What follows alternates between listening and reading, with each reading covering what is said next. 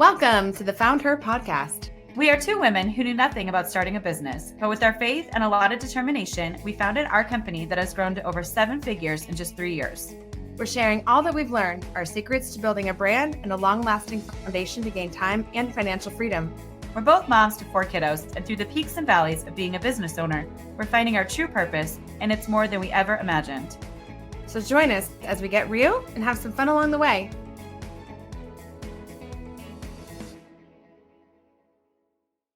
All right. How was your weekend? Wow. We had a great weekend. We celebrated one of our dear friends, one of my oldest friends actually in town ever. She literally was like the first mom I think I ever met when I had little kids.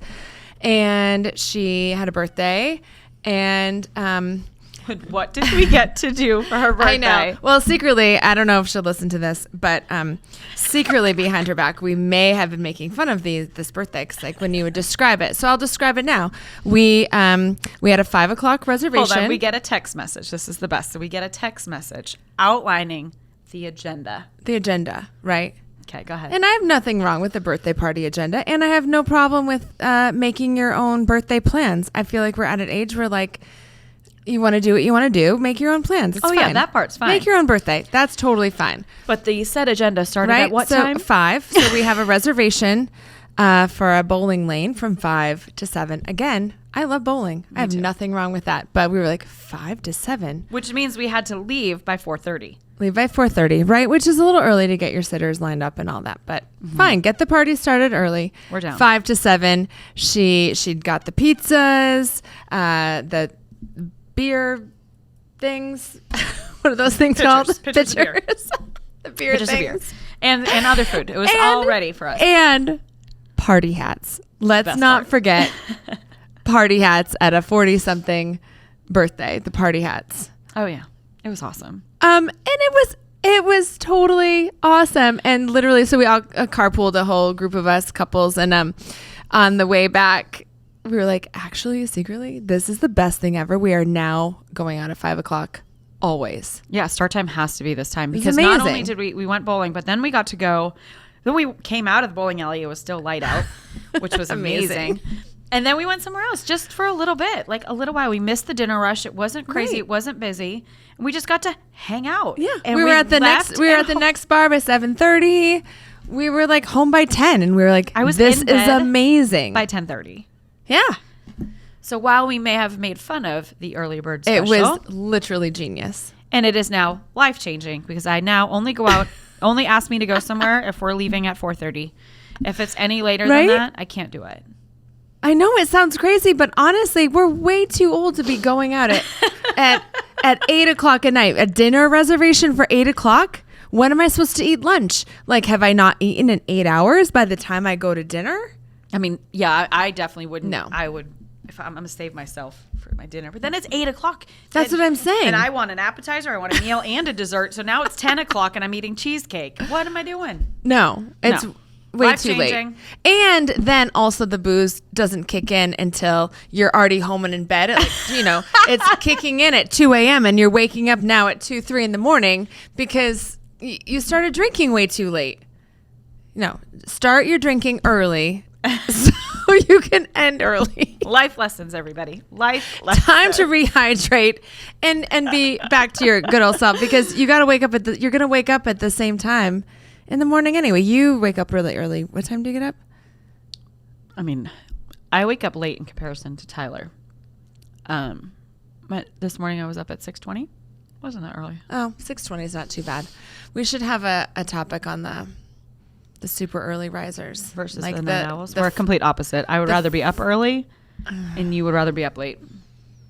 Yeah. I've been that way my whole life, though. I think, are people just born that way? Or do you think you're born like as a early bird or night owl? No. Or do you think it's a habit that's formed? I think it changes. When I was a kid, my mother she would come in and take my blankets away from me because I would not get up. I got sprayed with a water bottle. I'm not kidding. A water bottle, like water to your face. That's so amazing. Right? That's so mean. No, it's not. Get up. Get up. Get up. I might take that. No, my kids all get up. So I'm struggling right now, actually, with my kids. Obviously, they all have phones. Obviously, like right at their bedside because they say they need their music to go to sleep, or it's their alarm they say clock. they need their alarm. But this is a bunch of bull because none of them. I shouldn't say. I have one. In fairness, if they listen, they will not wake up to their alarm, no matter what. Even if it like goes off full blast I have to have them change their sounds, like nothing. They will not wake. I have to physically, then I have to get up. I have to go downstairs. I have to like turn on their lights. I have to wake them all up individually. So their phone is like for nothing. So I was like, at night. I think that I should take the phones, keep them like in the kitchen or something. Yeah. And then get them an old school alarm clock. 100%. That Right? should be a Christmas. Well, I don't know if you want to wait till Christmas, but should have gone in their Easter basket. Put it in their Easter basket. Well, but I don't know if they would do it. And then how do I, as like a single parent, also enforce said rules? And I don't know, maybe I'm just being weak, but maybe I just don't have the energy because I'm older to like pick these battles. I don't know if I could get them to leave their phones. Like, I don't know if I could physically do this because they'll say, oh, I need it for homework. I need it for this, or I'm working on this. And then I have to go down. I have to stay up then as late as they're staying up. Because now that they're teenagers, like they're staying up later and they're doing homework and they're talking to their friends about, who knows what. And I get that. I see the struggle.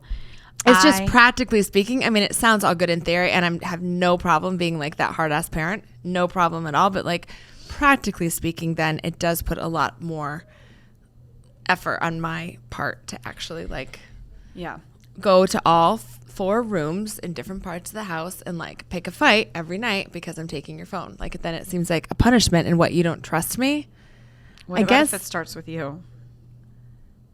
Come again? Like you have to do it too. I have to leave my phone in the kitchen. Mm-hmm. Wait, and I have to get an old school alarm clock? Mm-hmm. Okay. I mean, I guess I could. I don't mind. I wouldn't mind actually not having like the temptation of the scroll at night. Mm-hmm. It probably actually would be really good for me to like read something out of a book rather than scroll. So the reason why I say that, my 8-year-old, I said something about social media, and I said, and he asked for a phone and that, or like a tablet with social media. I said no. Yeah. He goes, but you have it. Yeah. And I was like, well, I'm an adult. And he goes, so when I'm an adult, I can have it. And I just thought about it, and I was like, well, I don't want you to have it ever. Honestly, if I can just keep you away from it as long as possible. But then I thought his very first reaction is he doesn't see this as like a bad thing, right? It's not like I want a sip of alcohol, right? He's seeing you're on your phone. I want one. How come I can't do that? And if you're doing it and you're spending your time scrolling, and now he's starting to say like, put down your phone. And I'm like, oh, okay. So maybe you start doing it. If you start doing it, do it for like 2 weeks. Don't say anything to them. They're just not going to know if I have it in my room or not. Just put a basket in noticeable, and you drop it in. And set it a certain time, it's 8 o'clock. You drop it in there, and you leave it. And then you start implementing it with them. But I'm an adult. Okay, Jake. I don't know. I mean, it's a tough Just topic. try it. Yeah. You have nothing to lose by trying it. Yeah. No, and it would be good for me. I mean, I think parents have just as hard of a time setting like a scrolling boundary. Oh, I as get kids do. It's so addicting. I get this little alert, so I put like screen time locks in my phone, and so I don't know whatever my limit is per day, and so I get the little notification like your screen time's up, and it's like remind me. Yep. In a minute. Yeah. Remind me in an hour, or ignore. And every single time, I just hit the ignore button. Why give me that option? Completely. Right? So what am I doing? This is such a waste of time. Yeah. It's because I have no discipline around it. Oh, I'll do it with you. I will also do it with you. Okay. Mm-hmm.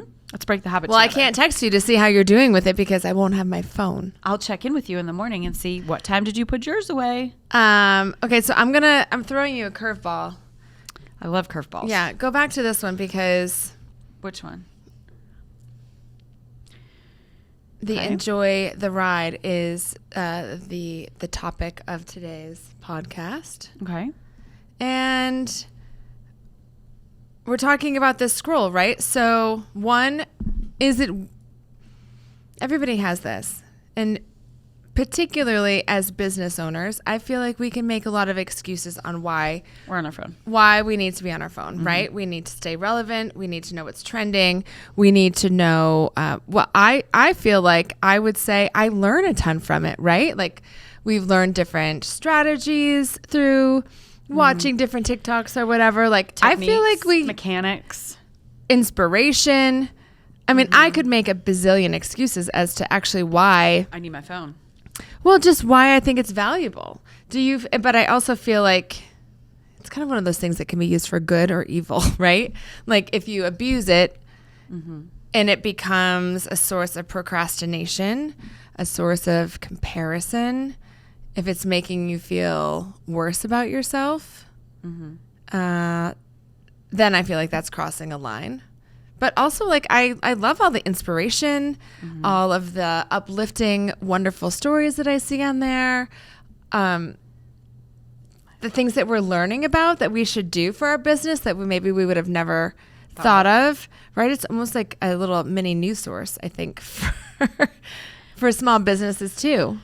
Which I totally agree with everything you're saying. The only thing one thing that's really bugging me right now is, and this is Facebook in particular. So I went on Facebook just the other day, I think because, I've been running a lot of the social and it's quiet right now on our fronts, which is intentional. But I went through my Facebook feed. None of it are people I follow, like my feed, like ABC Channel 7 News out of Sarasota, Florida. I don't live there. My family doesn't live there. Like I did follow a news station when there was like the big hurricane in Florida for my sister, like seeing what was going on. But like, I don't follow that. Or like, then it was something random about like Tucson, Arizona. Never been there in my life. Why do I care that there was a car chase? I don't care. I mean, of course I care, but like, how does it know what you like and what you don't why like? are these things being placed in my feed? That's my Facebook right now. Like I literally, and I showed Tyler, I was like, I'm going to go through 15 posts. One person that was an actual person that I was friends with. No, it's just all ads and what the how are these stations and stuff, right? Like, and so why then you ask yourself, why am I wasting my time that I'm never going to get back? Yeah. About the car chase in Tucson, Arizona. No. But right? So that leads me to my next question. And I'm not even in control of what I'm viewing or hearing. Like it's one thing, like before it used to be where you could like and be friends with, and then your feed was filled with that. Now I'm not even in control of what's on my feed. Why am I wasting my time? Right. I don't know. Do you think though? So I would say that majority of people use the scroll to completely unwind, right? Like disengage. It's a way to disconnect your brain at the end of the day. It's mindless. It's entertaining. It's super quick snippets of, either value or entertainment or whatever. I just thought it was really funny. And it makes me laugh at the end of the day. Usually, like, I love the stuff that makes me laugh, that you can just step out of your own stress and your own life and your own stuff. Yeah. I love being able to do that. Mm-hmm. Do you think that there's any value in the distraction? Is there any value of unwinding at the end of the day? If I say, you know what's the difference if I'm going to watch an hour of TV or an hour of a scroll? Is unwinding still okay? That's a loaded question because I started laughing to myself because I enjoy going into the scroll and finding like really funny short videos. Yeah. Well, that's like the basis of America's Funniest Home Videos, right? Yeah. It's basically the same thing. Yeah. And I laugh to myself where I can like, instead of like watching whatever on Friday night or Sunday night, whenever it was on, now I can do it anytime I want to on my little phone, and it's shared. It's not shared. It's like my personal thing. Right. Right. So it's interesting when you think about it. what's the difference between but if you go back like 30 years and I don't know if television was new then, but you know what I mean? Like back when our parents were kids, their parents were like, get off the TV, too much TV, too much TV. It's the same. It's the same history thing. repeats itself. It's just a different device now. It's a different level of technology. Now it's like individualized technology. I know, but you know one thing that's interesting though that I just thought of is this is not where this was supposed to be going right now, but whatever. We're going. Do you realize though that at least for me and my family, which I think is pretty typical, everybody's watching their own thing on their own devices, disconnected.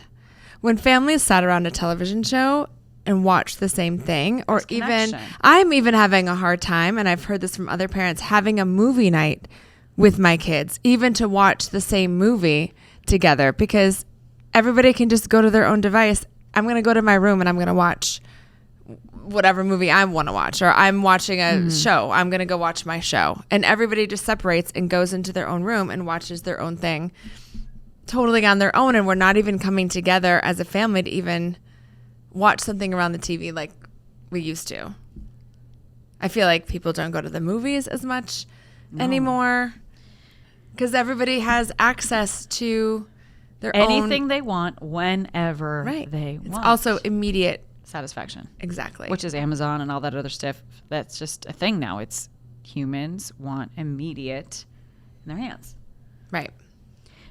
So let me go back to your question. Do I think that it helps with like a disconnect and unwind?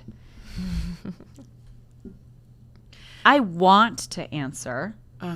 Go do something else. Go for a walk. Go do something. But you know what I'm going to do when I go for a walk? I'm going to listen to something. I'm going to, I have a treadmill downstairs and I like to watch like the ghost city tours or something. So I'm still doing something else. It's just a different device. No, you're still taking your mind off of. Right. So I've been walking for the last few months, not like a ton, but I do it at night after the kids are all in bed. And I'll walk, and I love to crank music. I love music. I'll listen to it loud. I'll listen to, I don't know. I love it. I love but that's me tuning out. I challenged myself, I don't know when this was quite a while ago, that I was going to walk in silence. Oh, I remember this. For I don't know, the first, and I should do this. Maybe I'll put this out here as like a public challenge to myself. If I could just walk the first, 10 minutes or something, the first mile in silence, right? And to just hear my own thoughts, to pray, to maybe let God speak to me in some way.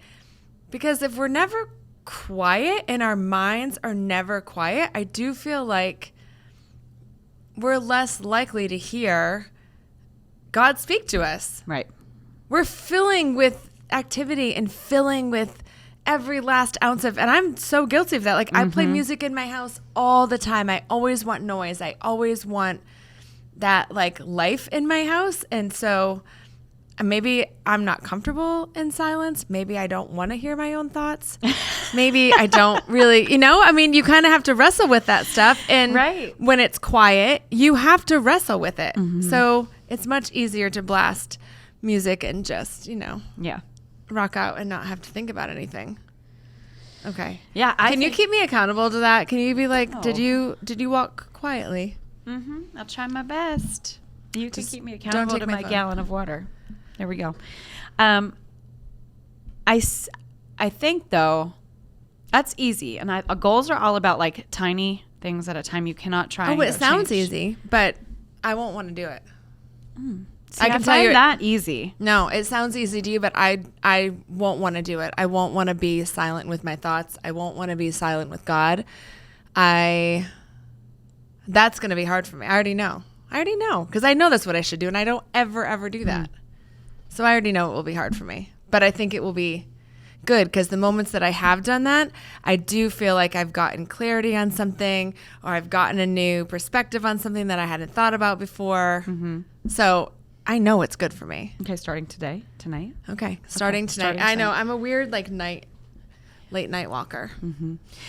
We were going in to grab something to eat before we came in today, and I said I got up and walked this morning. She was like, "Oh, you did?" And I was like, "Well, that's how I feel when you walk at night." I'm like, "Oh, you did?" It's just very different.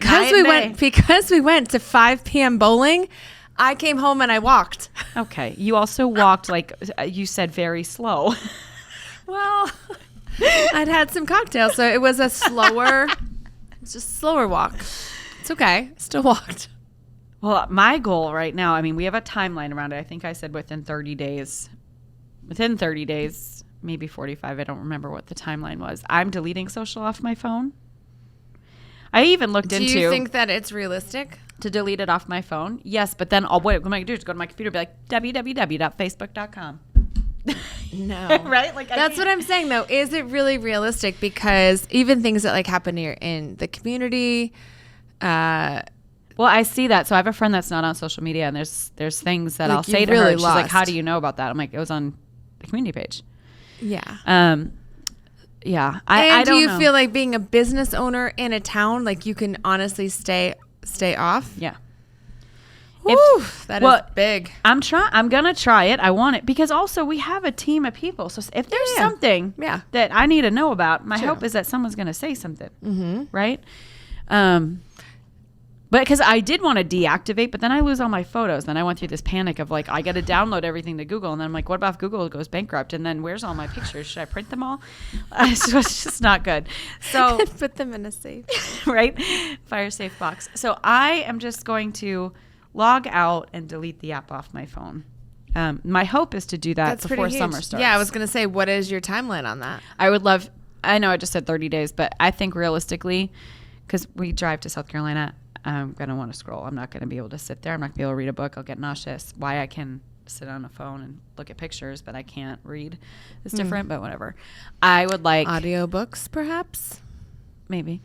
But I think before summer starts, because my kids are getting older and they're getting to that fun age for activities and like taking them places, and I'm not so stressed out anymore with 4 tiny kids and strollers and car seats and they needing me, and I'm only one person. I really want to make sure I'm fully present, and I know what I do. I sit on the phone, and I cannot do that. Well, right, because they don't need you as much. You have a little bit more free time that you don't have to be like watching them all the time, right. So you can actually like scroll a bit more. And I don't want to do that. I want to be present. I want to play catch. I want to do all the other stuff. So by summer, I'll have to go to the internet to log into my Facebook. Okay. And I'll just check it every now and again. Okay. I don't know. I mean, I applaud you. I just don't think I can do it. I don't know. I feel like I want to be relevant. Not saying that you're not going to be relevant, but that's how my fear would be, that I wouldn't be socially like relevant, or I wouldn't know what. I'm still going to stay on some. Like I love Pinterest. I will be on Pinterest. Mm-hmm. I don't like Pinterest. I can go and search for something. Sure, it's going to spit out certain things. Yeah, I'm but really you're mostly frustrated. in control of your search. I'm frustrated with Facebook. Like I didn't ask for any of these things to be on my feed. Stop putting them on my feed. I don't know if many people are on Facebook. Really? I go to Instagram? Both. For me to your point though, to stay in tune with the community, that's all Facebook. That's not Instagram. Yeah, community pages. Yeah. So we'll see. Here we go. Anyway. I thought you were going to ask a question by that face. Nope.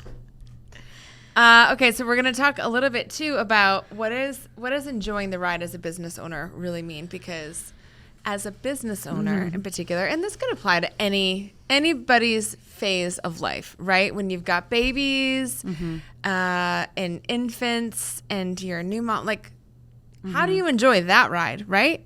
And then you've got toddlers and school-age kids. I don't know, right? Any phase, I think this could be applied to. Now, I think obviously we're going to spin it from like an entrepreneur perspective, but no matter what phase you're in, how do you make sure you're enjoying that ride? Because I found that when I was like stressed out, or when I was in a phase of life that I didn't like, I just couldn't wait to get out of it. I just kept thinking, just like, hold on until it's over, and I'm beyond this.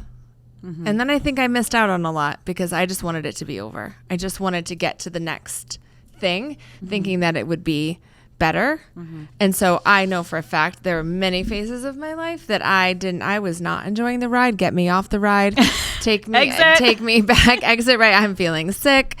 Stop the ride. I want to get off. I didn't want to, and I was not enjoying it. And I never learned how to enjoy some parts of my life. And I just waited for it to pass. I honestly think it's a conscious effort to remind yourself, because you are your own worst enemy sometimes. And you're like, I'll just speak from a business side, right? Because the other part that comes to my mind is when my twins were babies, right? But from an entrepreneur perspective, I said it the other day. I was driving. I was so frustrated. And I was like, if I just want to shut down at 5 o'clock for once, like I just want to be able to shut it off. And you can't. Like, this is how you feed your family. And then I like negative self-talk. I'm like, I just want this. And then I like turned the corner, literally like going home. And I was like, this is what I've wanted my whole life. I remember 7 years ago saying, I can't wait to work for myself. And I'm like, shut up, like stop, shut up. And so immediately just reminding myself to stop and like look at it with a different perspective or challenge my thoughts. But again, that's to me a self-conscious thing. Like, you have to stop yourself in the moment, or have somebody else stop you in the moment and be like, wait, like understand, get your frustration out, because we're human. You're going to be frustrated and you'll feel better when you talk about it. So get it out. But then now what? Don't stay there. Right. Keep going. And I wish I told I look back at the now going personal. I look back when the twins were babies. I remember nothing. Not one thing. I had to fill out a medical questionnaire, and it was for the twins. When did they sit up? When did they roll over? When did they eat food for the first time? I have no idea. I couldn't write it down. I guessed. I was like, I wrote unsure. But like Jake, I remember. He was 4 months old. He was 6 months old. Like, I remember it. Yeah. But I was in a stage of life. I did not like my ride I was in. It was when my mom died, right? Like, so I was healing from that and working on it, worried about the rest of my family. And I had a 2-year-old and a 4-year-old and the infants. And I was like, just hold on. Like, you're going to get there. But I cannot. I'd say probably the first 2 years of their life. Yeah, but do you think that that's because, and I feel the same way, though, about my 4th child, but I'm wondering if it's because I was going through like something really traumatic in my life during that time. You were grieving something traumatic during that time. Yeah, you put it down. Right? So I think you're almost in like a survival mode. 100%. And I think even starting a business in the very beginning stages, it is like survival mode. Right. Also, right? You're juggling all these things. Feel like you're paddling upstream. You don't know what you're doing. You're getting swept away by the next. Oh my gosh, the analogies. But it's overwhelming, right? Right. Yeah. So I feel like also getting perspective of somebody who's not drowning in it is always really good. It's like when you look to shore and you say, oh my gosh, here we go. Heather's going to write a book of like full of I wonder if there's like an analogy book, because you should do that. Like, you remember that book that would be like, when you were younger, it was like the puns? No, you would read like, and then if you make this decision, go to page 17. If you make this choose your own adventure? Yeah. I kind of feel like it's this. It's like, if this is your situation, this is my analogy for you. Write in, everybody. Write in your situation, and I will make an analogy for your situation that you could use to explain to somebody else of how you're feeling or whatever. Every day. We've had 4 so far. We've been in a boat up a like stream. when you get dizzy, like going back to the rides. When you're on the spinny ride, right? You have to focus on something that's stationary and not moving. Focus on the one tree that's not moving. That's the only way that you'll find your one true north. My one true north is due south. Okay. Oh, boy. Anyway, back to entrepreneurship. I think also tenacity is really important, because getting swept up in everything, right? You're juggling so many new things that you know nothing about. And you want to give up. You want to throw in the towel. Every turn you take, you're like, quit. I'm done. I think I've said I quit more in the or past, you try things 4 years. And tenacity, I wish I knew the exact definition. Maybe you can look it up real quick. We will. I feel like it's just trying things over and over. Because I feel like it could take.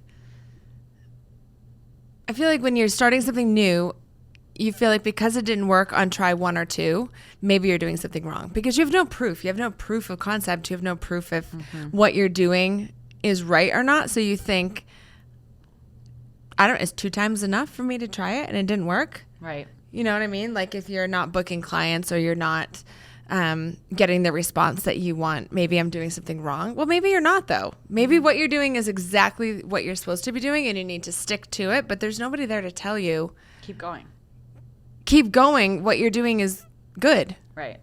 Okay, so let me do the definition. I'm going to read all 3 bullet points. The quality or fact of being able to grip something firmly, the quality or fact of being very determined, or the quality of or fact of continuing to exist. Interesting. Persistence. But they were all about continuing. Mm-hmm. Yeah. Like keep going. Keep going. Right? And I think that's super important when you're whether you're new or not, honestly. Yeah, it doesn't matter. Because it doesn't matter. I mean, we had a little off-air argument before we got on air. And it's like a lover's quarrel. Or not. But it was, we're going back and forth about something, and now you just made me lose my train of thought that I was just going to say. And the way you described it is, when you're new and you're grinding, and my response was, how long are we new for? Because technically we're on year 8. How long do we have to grind? How long are we new for? Most businesses fail in the first 5 years. Okay, we made it past. I remember saying to myself, we can make it past year 5. We've got this. Mm-hmm. And the pandemic was year 4. So there you go. Keep going. Stay strong. Here we are. Mm-hmm. Right? And women-owned businesses, the statistics are not favorable at all. And here we are. So I think it doesn't matter if you're new or not, because the challenges that you face, every year is going to bring you different things, different challenges, different obstacles. And sure, you might, go in your toolbox and solve some of them, but some of them you've never been faced with before, right? Right. And so it doesn't necessarily, if you always have the mindset of when you're new, you're grinding, well, you're going to constantly be grinding for the rest of your life. But also at the same point, if you say, well, when I get to this place, then I can kick back, you got to realize that place is constantly moving. Right. So it's more about setting boundaries and routine and like tangible goals that fuel your yeah, I did it. Mm-hmm. Yes, we did this, right? Like, and not this thing that's so far out of reach that you just feel like a hamster in a wheel. Yeah. Do you feel like there's any good way to know if what you're doing is the right thing to keep doing? Like, how do you know when it is time to maybe try something different? Well, are we talking about business? Sure. Well, if you're making money. If you're making the money, keep going. If you're not making any money, change and pivot quickly. Yeah. I mean, that's the easiest thing to think about, right? Like, right. And then the second part, if you are making money, how are you managing your P&L? If you're managing it well, great, keep going. If you're not, okay, dig in. Right. Right. And I think that we definitely did this in the very beginning. We talked a lot about like our ideal client in the beginning of our wedding industry. We were not getting our ideal clients that we wanted to book. They weren't the clients that of what we wanted to do. And our brand to be. But we could tell ourselves, well, we just have to take these clients because we're new and this is how we grow. And we just, when you're new, you feel like you have to take on everything that comes your way because you don't know when the next thing's what the next thing might be. So even though this isn't the job I want, or this isn't as much money as I want it to be, or this isn't really what I want my business to be, I feel like I have to say yes, right? Because at least somebody wants me to do something. So I guess I'll say yes. And so we learned pretty quickly on, I feel like we didn't do that for too long until we were like, okay, how do we get our ideal client? What boundaries do we need to set up for ourselves and our company to say, we don't want to take that kind of job anymore. We'd rather wait it out, which is really scary when you don't have anything else coming in. But to say, I'd rather stick to my guns here and not take something I don't want to do. Kind of goes hand in hand with what I think we're going to talk about soon here, about just also staying true to who you are, right? Personally and as a brand, right? It's really important. Okay, so what do you? I had a note here too that like being stubborn and strong-willed and having a tough skin is really helpful too when you're trying to enjoy the ride. And because everybody's going to offer you opinions, right? And you don't have to be rude about it, but it's no one else's business. At the end of the day, it's yours. And as long as you're not doing like illegal and unethical things, right? Like, sure, if you are, then open up your ears and let someone, offer some guidance. But if you're not doing anything that's off color or anything, listening to what other people say, sure, it's let them share it if you respect their opinion. But at the same point, like, they might be telling you things that you don't want to hear, or it's not what you're trying to accomplish, and you have to be comfortable to say, like, while I appreciate your thoughts, that's not what I'm focused on, or I don't think that's the best way for me to go about my marketing campaign or my business or whatever. Well, I'll ask you this. I'll speak for myself, and then I want to ask you the same question. So that makes me feel really grateful that I didn't actually not that I can think of, at least maybe they said it under their breath, but nobody said it to my face or questioned, why would you leave a 6-figure stable career to leap off a cliff into the unknown? Like, right? But nobody said that. I'm so thankful that my parents didn't say that. I didn't have any friends that said that. Everybody was very supportive, and I don't know if they just thought I knew what I was doing and they didn't really know that I had no clue and plan. But I'm really grateful that nobody said that, because I actually don't know if I would have really been met with resistance during that time. I don't know if maybe I wouldn't have taken the jump. I don't know, would I have been strong enough to say, F you, I'm going to do this anyway? Like, I don't know if I actually would have been that strong to be able to do that. But when you made the same jump, like, did anybody say anything to you? It's really funny that you say this. So just the other day, I don't know who I was talking to or where I was going. I was in the car. I can't remember if it was on the phone or with somebody. I was talking to my dad. So I was talking to him. And I just walked through a timeline. So Tyler and I moved in the end of 2015. January 2016, both of us started our own businesses. We had a 4-month-old. Nobody said anything to us. And I was like, why didn't anybody say, does you anybody go care? first, and maybe in a year, let's see how that goes. Then you start. But no, we literally signed. That is kind of crazy. Why did you both do that at the same exact time? The Lord only knows. Like, nobody, well, he does know, but. Yeah, and nobody offered a thought or an opinion or, like, pause you two. I think that means they trust you, though. And then, by the way, we did a lot of planning. We did, him and I, around money and finances and debt and all that stuff. He jumped in 2018. I jumped in 2020, right after the pandemic. And we had 4 children. 3 more kids. We had 4 children under the age of 5. Mm-hmm. And we are a completely self-employed household. Not one person has ever said anything to us. And I think when people hear that, they're like, wait, what? I don't think people realize that both Tyler and I started our own businesses. And then not only that, but we started them at the exact same time. Mm-hmm. That is crazy. Looking back. But yeah, I didn't have any other income right? At all. I had zero income from anywhere. It is the dumbest thing I think I could have ever done. I don't know. But you know what? If someone asks me, my answer is, I wish I did it sooner. Why didn't I start this in 2010 when Tyler and I first moved back from Maine? And I had all the time in the world before children. And I had 5 years to build a business, being my energetic young self with no kids. Man, I could be sitting on a beach right now. No. I know, I'm just kidding. I wouldn't. I might be on vacation. But for some reason, I never did it then. Yeah.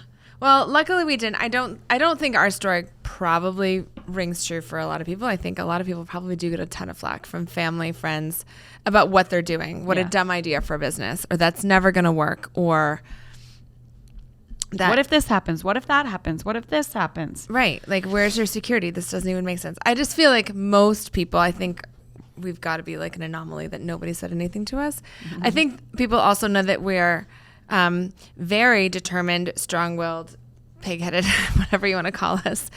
And also tough skin, like having a tough skin and being confident enough in yourself and your idea to say, I respectfully, whatever you want to say to me is fine, but like it doesn't matter. You know what's really cool? I've never met anybody that is like me in that sense. You and I are very similar. When I went to my high school reunion, I was talking about something. Nobody as stubborn as me, I think, is what she just said there. I've never met anybody as stubborn as you, except for myself. But like, he said to me, I said something was going to happen. And he goes, you know what, Diane? I wouldn't say this to anybody. He goes, I'm going to be the first person that's sitting in whatever I said. We'll just pretend it was a restaurant. He was like, I'm going to be the first person in that restaurant when it happens, because when you say you're going to go do something, all I'm just going to do is wait for the win. Right? Or when someone tells us no, we're like, really? Let me show you. Right? And it's just sometimes, even if I don't want to do it, I'll do it just to prove you wrong. I might not even like care about it at all, but like I care about the winning. Actually, when we were bowling, do you know how many people came up to me, friends I've known for years, like these are my closest girlfriends. Literally, they all came up to me individually, were like, I actually had no idea how competitive you were. And I was like, do you even know me at all? What do you mean you didn't know I was competitive? I'm like, this is a game. I'm here to win. Like, I don't understand what you would not know about that. I mean, there was a time in bowling when you were at the back going, break Brian's arms, break Brian's arms. And that was your chant. Really? But Brian wasn't even in the lead. And Tyler was like laughing in the corner because you were walking around chanting about Brian because you were on like the winning team, where all like the top winners played against each other. Tyler was smoking you. Yeah. You didn't say anything about Tyler's arms. And he's like, is she even looking at the scoreboard? But you went after number 2. You were like, I just went going to take him out one at a time. I was going to wait when Tyler least expected it to break his legs. Oh my gosh. So funny. But yeah, a competitive edge. nature, and you just don't give up.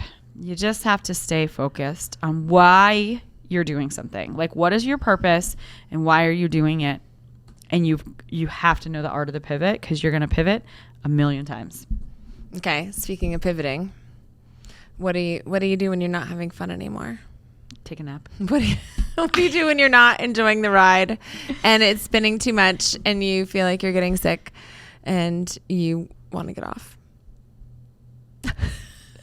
Can you get off? You can take a break. Take a nap. No. You can hit pause. Yeah. Usually if that's happening, I need to talk to somebody. Go get a snack. Yes. I usually like a frap. I love chocolate fraps. That would be my snack of choice. But usually I need to talk to somebody who knows me really well and that just lets me let it out without judging me or trying to offer a solution. If I wanted a solution, I'd say, hey, can you help me solve this? If I didn't say that, I just need you to listen for a second, because once I get it all out, I'm going to feel so much better. And then I just need a minute. Yeah. I don't regroup myself, because once I get it out, yeah, I'm better. Women are not, we're not looking for help. You just, no. When women talk, we're not looking for a solution. Just listen. Shut up and listen. And I'm not getting mad at you either. Like, if I'm starting to raise my voice, that doesn't mean that I'm frustrated with you. I'm full of emotion. Let me just get it out. And I'll say, like, I'm so sorry. Let me just get it out. And then it's like 5 minutes and then I feel better. And I used to, back in the day, I'd go for a run in quiet, actually, complete silence. I would go for a run on the beach, and that would bring complete like calmness again. I have to drive an hour for that, and I don't run, so minor difficulties. Now we just go for a little walk. But I think that when it does start to get overwhelming and you're like, why am I? Because this comes up with us all the time. Just because we've been doing it a little while and it appears successful on the outside, we still have waves that come over us of like, why are we doing this? Right. Is this really what I want to be doing? This is hard. I'm not having fun anymore. I don't want to keep going. Like, we have these conversations more often than I would really like to admit, but I think for me, what it comes back to is that I have to just remind myself, okay, why did I do this in the beginning, right? Like, think back to whenever you made the decision to do this. Why did I do this? And this could be for anybody in any phase of your life that you're not enjoying right now, right? That you just want it to quickly get over. Right. Just remember why you're here in the first place. What is your purpose of doing this? Mm-hmm. I look back to the ways that God has like divinely lined up the opportunities, and like looking back on kind of focusing more on gratitude and just like doors that he's opened and blessings that he's given, like things that are so supernatural that you cannot dismiss them, but reminding myself of all of those steps that got me this far, that's what keeps me going. Mm-hmm. Otherwise, you're just going to be, you're just going to throw up on the ride. It's going to be messy, and then people are going to be mad at you. Yeah. But I think gratitude, that's a really good one. I feel like I see this a lot, and I feel like I do it sometimes in my head, but I feel like I could definitely just do a better job of recognizing mm-hmm. what I'm thankful for and vocalizing what I'm thankful for.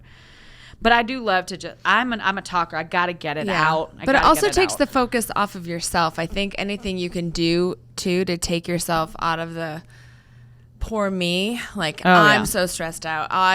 This is so hard. Anything that you can do to take the focus off of yourself and all of your feelings. Mm-hmm. Like we talk about the distraction, but make it purposeful. Like, go do something for somebody else. Go spend time with a friend and listen to their problems and think how much worse they are than yours. No, I'm just kidding. Or also, just be there. Like, find that person like that you can talk to, and then I feel like maybe they will say something to you, and maybe that's all you needed to hear. I don't know. But taking the focus off of yourself and all of your inner thoughts, I think it's like taking a vacation from your brain. You know what I mean? Like, just go and do something for you. Mm-hmm. Our team had this funny thing last year that I don't remember how it came up. The treat yourself thing. Oh yeah. For the birthdays. We do try to celebrate each other and do fun little things where we'll like make drinks for each other, or snacks, try to do family birthdays, dinner. We do family dinners and birthdays, whatever. Just those little things that are like fun and out of the norm, and realize that like, okay, this can be fun. Right. We're not scrubbing in for brain surgery. We're selling pillows and making flowers. That's all we do. Making things prettier. It does not need to be as stressful as we sometimes make it. So just reality check that, mm-hmm. we're just doing small things here. Right. You didn't say treat yourself. I did say treat yourself, but I don't really. It's from a show, I think. I forget what. Is it from a movie or something? It's a show. I don't know. Oh wait, was it from Parks and Rec? Maybe. Yes, that's it. I was gonna say The Office because I feel like so many things come from The Office. Yeah, but it's a Parks and Rec thing. Yeah. Anyway, really cute. All right, really cute. Okay, so we're gonna keep going. We're gonna just jump down here. Let's do our no questions off. We're gonna distract ourselves in healthy doses. Oh, what are our questions this week? Yeah. What are they? I don't know. I don't have my glasses on, so I'm gonna ask you to read them. It's really in line with what we're talking about. Oh, how do you stay motivated? Yeah, I did read it. I can see. You want to answer how you stay motivated? Well, I think I touched on it a little bit already. Is that I'll try to stay focused on like the small wins and like the open door opportunities and blessings. Gratitude, I feel like, is what you said. Yeah. I want to answer the question for you, but I feel yeah. Well, you got to just don't let, all the big things can be so overwhelming, but just remember why you started. Remember why you're here. Remember that this is for a purpose. Even if you don't understand what the purpose is yet, maybe you don't see the final, what it's all for. But I know for a fact things happened that brought me to this place for a reason. Mm-hmm. I know that to my core. I don't know what the reason is. I don't know what the future holds. But as long as I think that, you're aligned in doing what God wants you to do, that's all you really need to know for now. And you have to just let go of the rest. So that's my deep thoughts there. What about you? How do you stay motivated? Honestly, this is going to sound ridiculous because hard to do on a Monday because you know how unmotivated I was today. And she was rubbing off on me, and I was like, we could just go back and you could work from home and we could put on sweatpants and I'll probably be so much more productive. This is going to sound nuts because you probably have never heard me say this ever, but it was like my epiphany last night. I'm going to stay motivated because I just want to play catch. That's it. Okay, I know what that means, but now you explain what that means. So yesterday, I went to college for sports medicine and I worked with softball. Literally last time I had a glove. I did not play softball. I did not play a ball and glove sport in high school. It was not my jam. It was scary and I didn't like it. And in college, I worked with softball for 3 years. And the girls, I would warm up with them and they're like, that's where my nickname D comes from, is Curry, where I worked. And they're like, D, just get a glove. And I'm like, no way. I'm going to have a broken nose. You guys are going to have to help me. Like, this is not good. I have no hand-eye coordination. Not happening. Then I learned how to catch. I can't imagine you really playing catch, but. No, it's hilarious. But no, and then I learned, and I'm fine, and I love it. Actually, I enjoy it. I would never still play softball, but I love to play wiffle ball. Yeah. I pick up wiffle ball games. So much fun. Like, I love to catch when my kids hit. Yesterday, it was beautiful out, and my oldest is immersed in baseball, loves it. My middle is just learning, can't catch really yet, and it's very new for him. The twins are still uninterested. It'll happen. But for the middle one to get practice, my husband was playing catch, but then my oldest had no one to play catch with. And I was scared. He throws the ball pretty fast, like almost 40 miles an hour, and I was scared. And I was like, if you can just soft toss to me, like let me get warmed up. First of all, I never played with a baseball, so that scared me in itself. I was like, this is going to hit me square in the face. I know it.